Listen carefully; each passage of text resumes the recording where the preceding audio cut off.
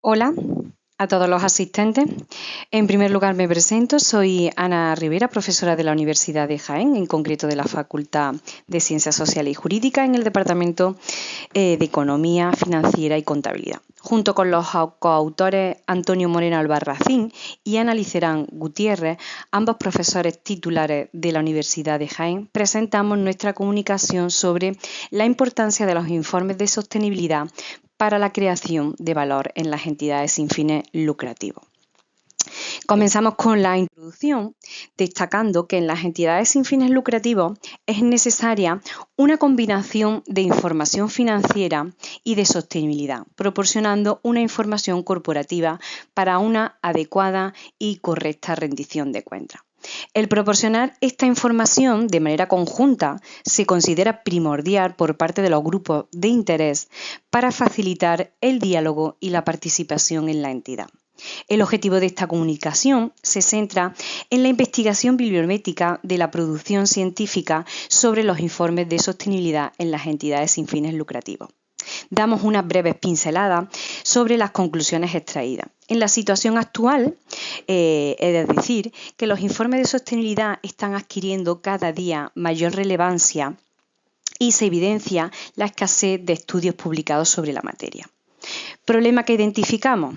Que muy pocas entidades sin fines lucrativos elaboran este tipo de informes de sostenibilidad. Por tanto, hay una escasa investigación desde una perspectiva empírica. Las soluciones planteadas pues consisten en analizar las particularidades de los informes de sostenibilidad en las entidades sin fines lucrativos y proporcionar un modelo de informe de sostenibilidad atendiendo a las características propias de este tipo de organizaciones. A continuación, comentamos de forma muy breve la regulación sobre el informe de sostenibilidad. En primer lugar, debemos de conocer que el concepto de sostenibilidad, tal y como se entiende hoy en día, se definió por primera vez en el informe de Brundtland por Naciones Unidas en 1987, que consistía en cómo satisfacer las necesidades de generaciones actuales sin comprometer las necesidades de generaciones futuras. Pues se consigue alcanzando un equilibrio entre el crecimiento económico, respeto al medio ambiente y bienestar social.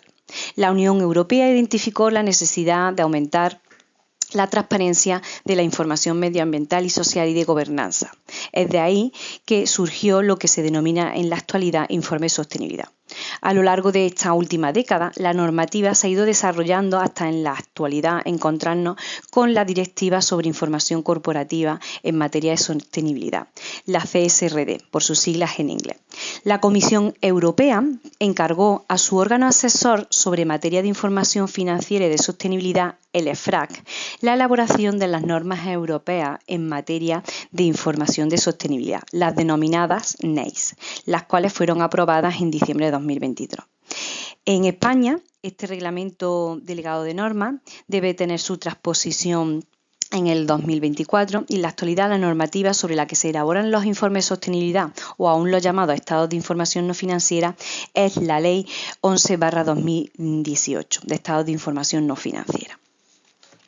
Las normas de elaboración del informe de sostenibilidad, las denominadas NEI, son normas agnósticas, dado que se pueden aplicar a cualquier tipo de organización y se dividen en dos grandes grupos.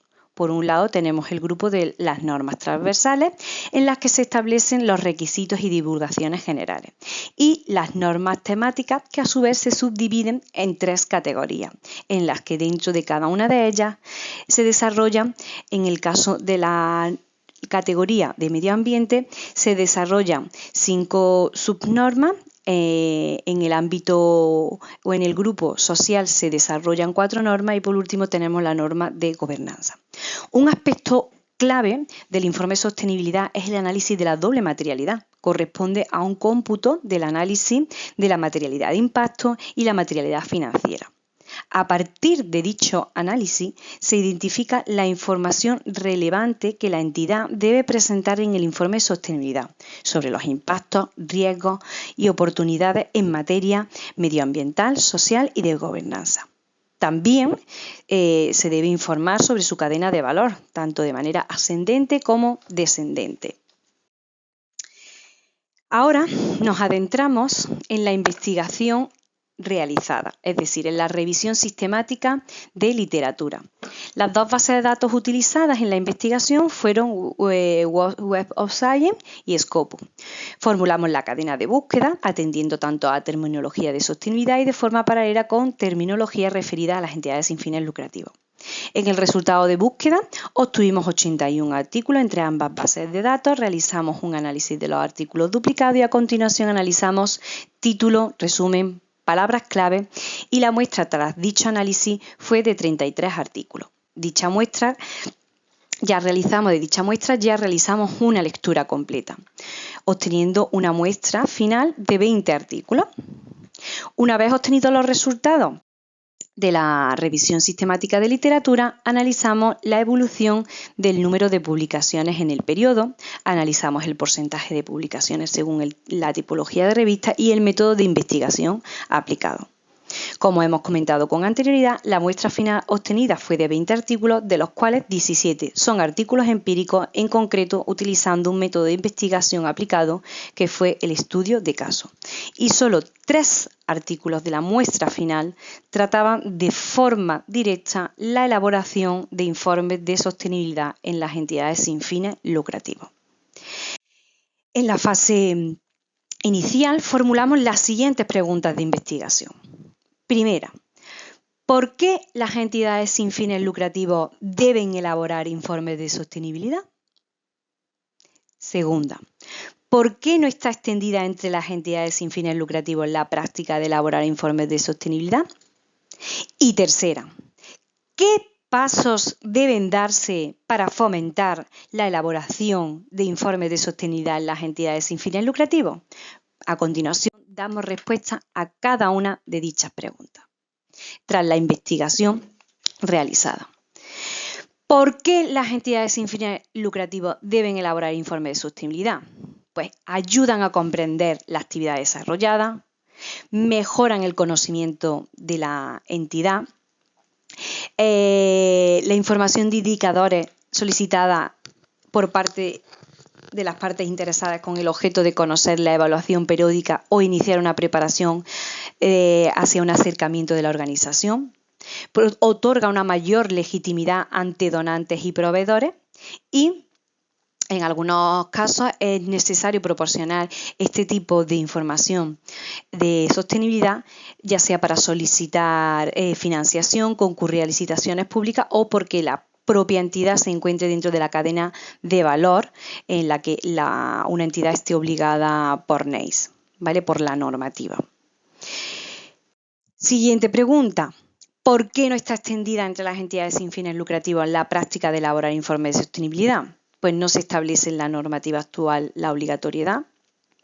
Las organizaciones tienen que realizar ciertos cambios y esfuerzos, los cuales conllevarán un aumento de recursos y costes, así como un periodo de implantación.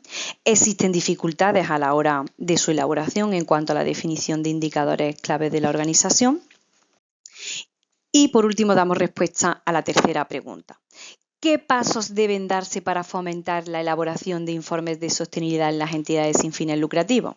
Pues se debe impulsar la aplicación de las NACE voluntarias para pymes, fomentar la elaboración del informe de sostenibilidad con el objetivo de alcanzar su máxima utilidad, alcanzar también lo que es el equilibrio de la relación beneficio-coste, ¿vale? Y traduciéndose en lo que es la obtención de una ventaja al aumentar su transparencia y rendición de cuentas.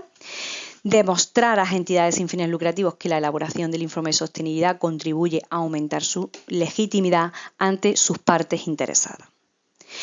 Y para finalizar, las conclusiones principales obtenidas tras la investigación realizada son que hay una escasez de investigación, especialmente de carácter empírico, se hace necesaria la investigación de informes de sostenibilidad en este tipo de entidades, se evidencia el crecimiento de la demanda de este tipo de información de sostenibilidad por parte de los grupos de interés y es necesario fomentar la elaboración de los informes de sostenibilidad en las entidades sin fines lucrativos para que dichas entidades puedan contar con una guía o modelo de elaboración atendiendo a sus propias características.